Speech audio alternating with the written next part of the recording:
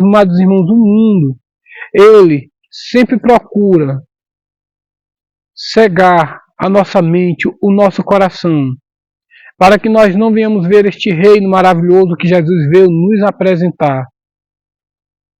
O reino que Jesus apresenta aos nossos corações, irmão, é um reino de libertação.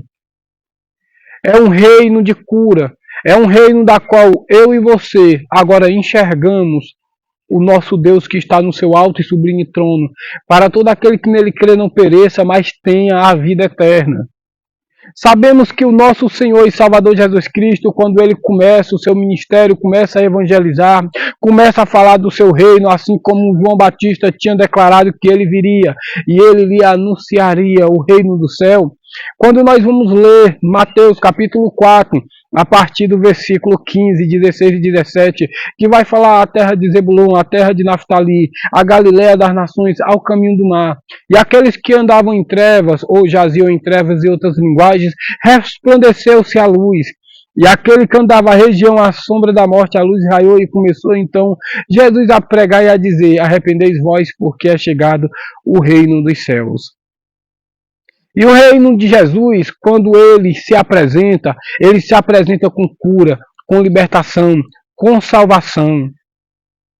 E o mais interessante é que além disso tudo, quando nós vamos ler Romanos capítulo 8, versículo 16, vai falar que o Espírito Santo testifica em nosso coração que somos filhos de Deus. E aí tomamos a consciência de uma grande verdade. Quando Jesus apresenta o reino, ele apresenta também, meus amados irmãos, aos nossos corações o Espírito Santo, para que nós venhamos ser conduzidos, instruídos, capacitados, ensinados para fazer a vontade de Deus, pois o Espírito Santo que preenche os nossos corações, nos enche de gozo, que significa felicidade, que significa também o Espírito Santo, a própria presença de Deus em nossos corações. Aí faz toda a diferença em nossa vida. E aí agora não andando mais em trevas, mas sim na luz, que é o Evangelho, que é a sua palavra que nos conduz a estar sempre debaixo da vontade do nosso Deus, maravilhoso e todo-poderoso, nos faz entender que o Espírito Santo, espiritualmente falando, nos faz ver que há um Deus, que Ele está lá, no seu alto e sublime trono. E quem é todo aqueles que nele crê não pereça, mas tenha a vida eterna?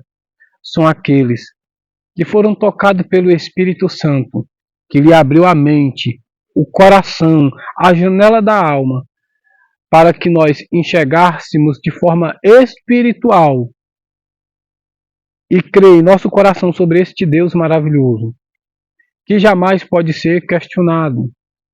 E é aí aonde as palavras de Jesus ela vai fazer toda a diferença em nossos corações.